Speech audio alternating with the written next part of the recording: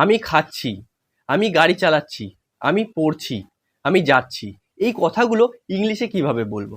Just simple. I মানে আমি, আয়ের সাথে একটা এম জুড়ে দাও, আর যে কাজটা করছি তার সাথে একটা আইএনজি জুড়ে দাও। যেমন ইট মানে খাওয়া, ইএটি ইট মানে খাওয়া। আমি খাচ্ছি, আই অ্যাম ইটিং। আমি ভাত খাচ্ছি, আই অ্যাম ইটিং রাইস। আমি বিরিয়ানি খাচ্ছি, আই অ্যাম ইটিং বিরিয়ানি। আমি আইসক্রিম খাচ্ছি, I am eating ice cream. Drive মানে গাড়ি চালানো, আমি গাড়ি চালাচ্ছি, আই অ্যাম ড্রাইভিং।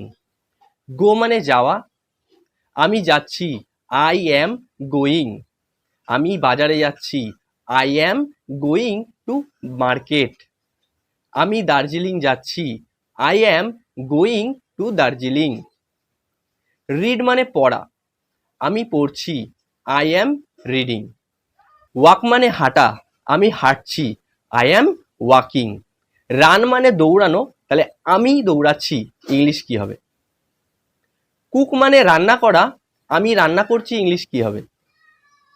সুইপ মানে ঝাড় দেওয়া, আমি ঝাড় দিচ্ছি, ইংলিশ কি হবে?